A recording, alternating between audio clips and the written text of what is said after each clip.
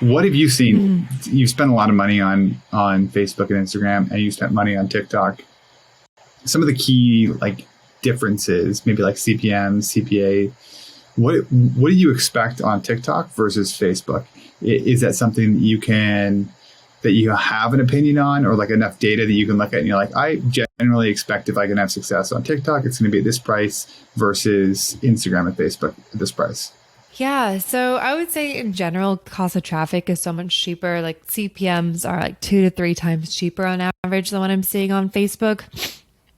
When we start running TikTok ads for any client, one thing we'll immediately see, like looking on like Google Analytics, is just like a huge spike in traffic, like easily like surpasses sessions in terms of like what Facebook and Google brings in.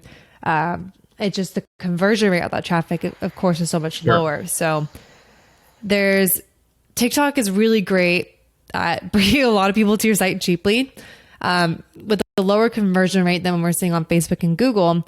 So as long as that math is playing out of traffic versus conversion rate, we could take a lower conversion rate if we're driving so much more cheaper traffic. Sure. So that's part of the game that we're playing. Another part of it is understanding the user behavior on TikTok. It's not always going to be people. I'll put it this way. People who are on TikTok and they're there to watch videos and to be entertained aren't always ready to like go to a store and get out their credit card and purchase right then. Sure. Like it's more of a like passing time discover. It is a product discovery platform, but it's not like someone's on their desktop clicking on a Facebook ad, like easily ready to purchase, gets everything pre-filled out. Like, so since a really common conversion path that we see is that people will get so much traffic from TikTok, and maybe like 25% of them will end up purchasing like on that first touch point, like an impulse buy. But the rest of the purchasers end up purchasing whether they get retargeted with a Facebook ad later that week once they've been to your site. They come through direct, or they look up the brand on Google later. So it's not always as clean as people are clicking on the TikTok ad and purchasing right then. Sure.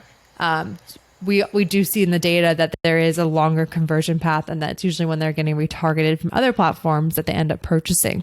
So that's why like analyzing success on TikTok Ads Manager is going to be different than how you're measuring success on Facebook in terms of looking at CPA and ROAS, because you do have to consider these other channels that are assisting the conversions, and it's a bit more complicated. So that's why I spend a lot of my time with my clients is like pulling reports, looking at all these data points, looking at our traffic, looking at how we're retargeting them on Facebook, and also looking at survey results. That's another thing that's been super helpful is whenever I start with a new TikTok client, I ask them to implement a post-purchase survey on their website.